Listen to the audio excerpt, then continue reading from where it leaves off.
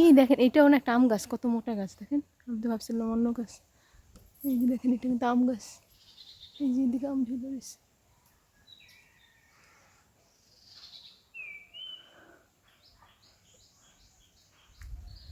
Two টু টু টু। চলো এখান থেকে শুরু করি। তো এখান থেকে এন্ট্রি হওয়ার পরে এই যে এখানে অনেক গাছপালা বাড়ি চারপাশে আছে, সেটা নাই দেখালাম। তো রাস্তার এই যে এখান থেকে এন্ট্রি হওয়ার পর এই যে একটা বিশাল উঠান, হ্যাঁ। আর এটা হচ্ছে ঘর, এটা হচ্ছে অনেক আগে তৈরি করা, এটা নাকি 1983 সালে তৈরি করা। তো এখন নতুন করে আরেকটা ঘর করতেছে এই যে পাশে। আগে এখানে রান্নাঘর ছিল, তো রান্নাঘরটা এখন ভেঙে এখন নতুন করে এখানে বিল্ডিং করতেছে। আর রান্নাঘরটা এখন এই ঘরের পেছনের দিকে নিয়ে গেছে, হ্যাঁ। এখন এখানে এই যে বিল্ডিংয়ের কাজ চলতেছে। ঈদ উপলক্ষে কয়েকদিন বন্ধ ছিল, আবার গতকালকে থেকে কাজ শুরু হয়ে গেছে। এখানে সিঁড়িও তৈরি করে ফেলছে। আর এটা হচ্ছে কাচারি ঘর। কাচারি ঘরটা অনেকটা বড় ছিল, আগে আমার কাছে অনেক ভালো লাগতো দেখতে। এখন এই যে ঘর করার কারণে অর্ধেকটা ভেঙে ফেলছে। এখন বাকি অর্ধেকটা রাখছে, কারণ মুরগি টুরগি পালে, আবার বিভিন্ন হাবিজাবি জিনিস রাখতে হয় এই জন্য। আবার যে দেখেন এখানে যে ইট টিট ভাঙানো আছে, এটাও বাড়ির কাজে লাগবে। যে বাঁশ কুটা টুটা এগুলি দেখলাম গতকালকে আনছে, এবং গতকালকে থেকে কাজ শুরু হয়ে গেছে। আচ্ছা, এটা বিল্ডিং নতুন বাড়ির নতুন ঘরের কাজটা আমি একটু ভালোভাবে দেখাই। এটা তো হচ্ছে অনেক পুরনো। আচ্ছা আচ্ছা, বলি আগে, আমার কালকে একটা কথা শুনে আমার খুব মজা লাগছে। ভাই সাহেব বললো যে এটা হচ্ছে 1983 সালের ঘর তৈরি করা, আর এই কাচারি ঘরটা নাকি ছিল 1975 সালে। আর আর এটা হচ্ছে 2023 সালে। ও বলতেছে যে আমাকে যে তুমি 3টা ভিউ এভাবে নিবা, 1975, 1983 আর 2023। তো সেইভাবে আর কি। তো আচ্ছা, যাই হোক, আমি এখন নতুন ঘরের এখানে চলে আসলাম। আচ্ছা, দিদি উঠবো কেমনে? উঠতে পারছি অবশেষে। আচ্ছা, এখান থেকে দেখাই একটু ভিউটা। জায়গাটা অনেক সুন্দর লাগতো আমার কাছে বেশি। একটু রান্নাঘরটা ছিল, এটা আগে একটু গ্রামের ফিলিংস পাওয়া যেত, এই জন্য খুব ভালো লাগতো। যাই হোক, এই যে রান্নাঘর, এই জায়গাটা পুরোটা ভেঙে, হ্যাঁ, এখন এখানে রুম করতেছে। এখানে দেখেন 1টা 2টা 3টা 4টা, মোটামুটি 4টা রুম হবে। আর এগুলি হচ্ছে হয়তো সিঁড়ির জায়গাটা। আর ওখানে একটা সিঁড়িও করে ফেলছে অলরেডি, ছাদ ঢালাই হবে কয়েকদিনের মধ্যে, মনে হয় ছাদ ঢালাই দিয়ে দেবে। আর ও যেটা বলতেছিলাম, আগে রান্নাঘরটা এই জায়গাটাই ছিল, এখন রান্নাঘরের জায়গাটাই তো বিল্ডিং করে ফেললো। এখন রান্নাঘরটাকে ওই পাশে নিয়ে গেছে, দেখেন এই যে ঘর বরাবর পেছনের দিকে নিয়ে গেছে। এটা ঘর দিয়েই ভিতর দিয়ে যাওয়া যাবে। আচ্ছা, ভিউটা আর একটু সামনের থেকে দেখে। আচ্ছা, আর এই ঘরের পেছনে খুব সুন্দর একটা পুকুর আছে, পুকুর। আর বাড়ির চারপাশে তো অসংখ্য গাছপালা, এটা তো বলার অপেক্ষা রাখে না। এই জন্য আমার খুব ভালো লাগে যে অনেক গাছপালা এবং ফলের গাছ বেশি, হ্যাঁ। ভিউগুলো অনেক সুন্দর, আসলেই ভালো লাগে। শুধু সমস্যাটা হয় অন্য জায়গায়, সেটা না হলে অন্য একদিন বলবো, হ্যাঁ। এই যেগুলো সব ওদের পুকুরগুলো, হ্যাঁ। এটা হচ্ছে বাড়ির পুকুর। আর ওগুলো ওই পেছনের যে পুকুরগুলো দেখতেছেন, ওই পুকুরগুলোতে মাছ চাষ করে। তো এটা হচ্ছে একটা পুকুর, এরকম পুকুর আছে। আর এই যে ধান ক্ষেত যে আপনাদের দেখাইলাম না, ওই যে রাস্তার উপর থেকে, ওই যে ধান ক্ষেতের এরিয়াটা, ওই যে ওখান দিয়ে। আচ্ছা, এই যে এখান থেকে আমি ঘরের ভিউটা দেখাই, এই যে এরকম এরকম। আর ওইটা হচ্ছে ওই যে দেখাইছিলাম না প্রথমে, যে রাস্তাটা দিয়ে যে বাড়িতে ঢোকার রাস্তা, ওইটা হচ্ছে বাড়ির ঢোকার রাস্তাটা, ঠিক আছে।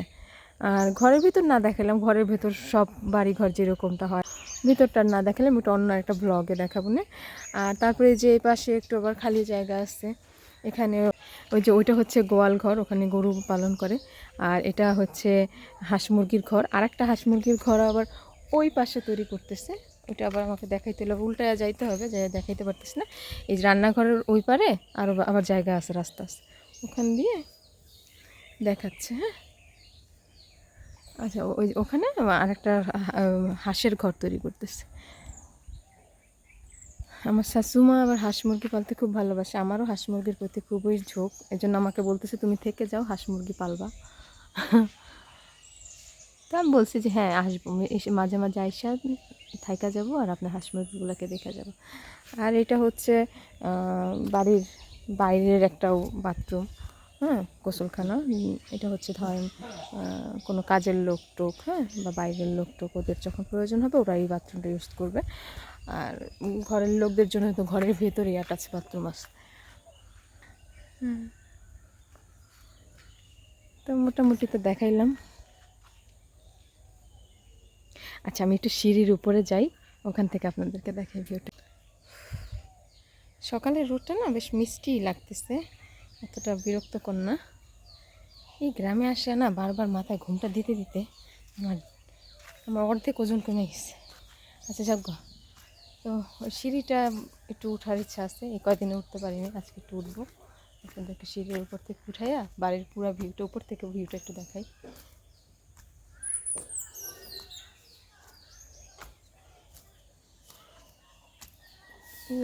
এখন আমি থেকে দেখানোর চেষ্টা করি, এই যে উপর থেকে দেখতে ভিউটা এরকম।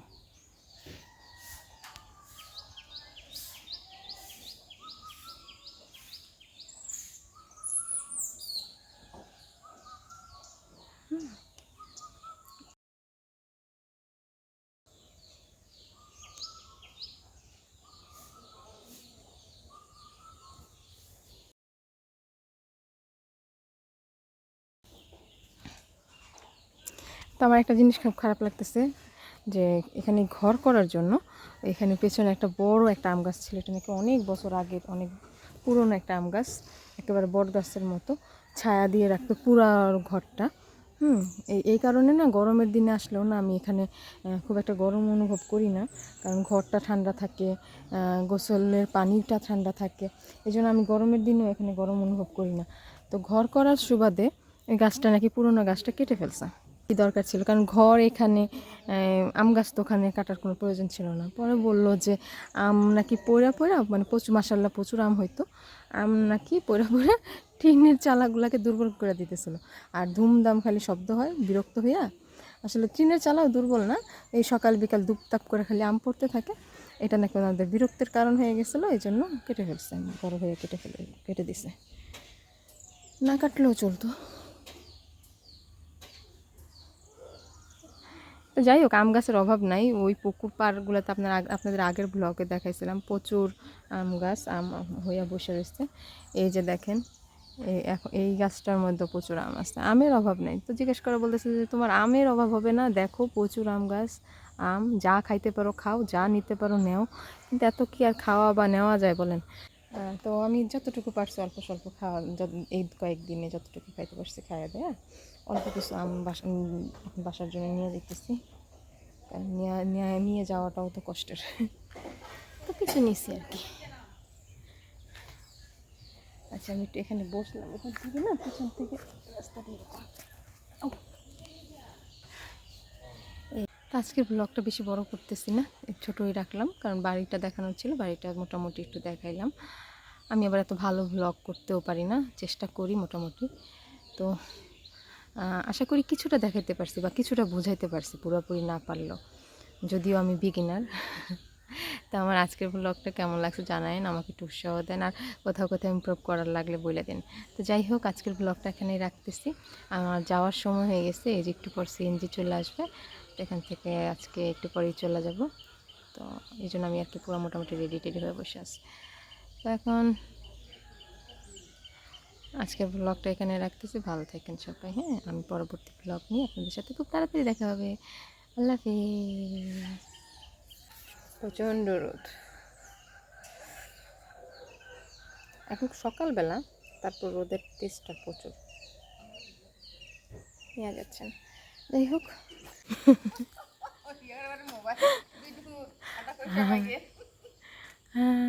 আমার শাশু বাবাকে দেখে হাসু হাসু করছে।